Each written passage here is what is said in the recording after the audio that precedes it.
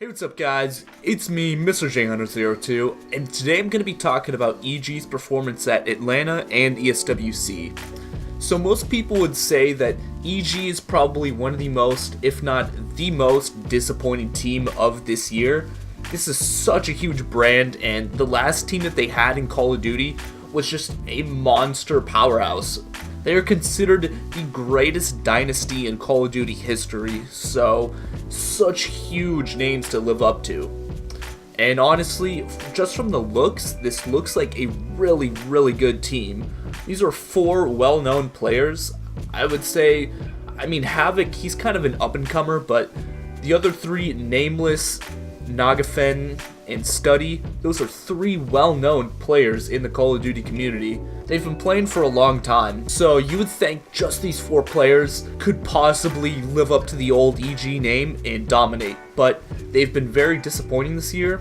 At every event, they just haven't performed, and with Atlanta, they got 17th through 20th, which is very bad. That is a very bad placement for these four players.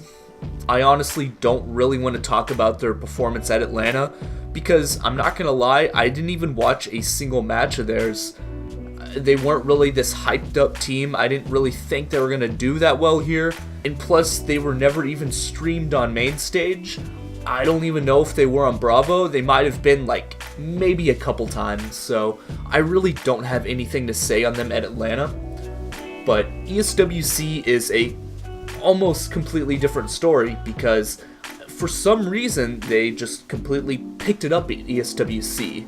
We saw them place 7th through 8th, which is a huge improvement from their 17th through 20th placement at the event a week prior. They didn't have any practice going into ESWC, and yet they get this really good 7th through 8th placement, and they had a couple really good reverse sweeps. I honestly didn't watch much of ESWC, so I didn't watch any matches of theirs. I honestly haven't watched a single match of theirs since PSX. They haven't really improved since then, and I usually try to stick to main stage or the kind of bigger hyped up matches if they're on Bravo, so I really want this team to do good. I think they can. If they're getting 7th through 8th a week later with no more practice, I think they have potential to at least make it into the LAN League. Their team is currently 12th in pro point standings. They're not far behind ALG or Gosu Crew.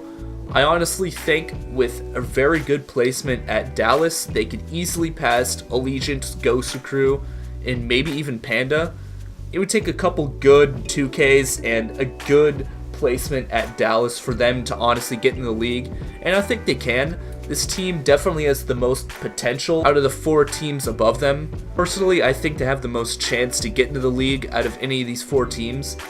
Panda has been looking very solid recently, but they are an up-and-coming team. They don't have the experience that these four players in EG have. So I guess we'll have to see if EG makes it into the league. Dallas is going to be a huge talking point for roster changes between a lot of different teams, and EG is probably front and center in that roster change talk.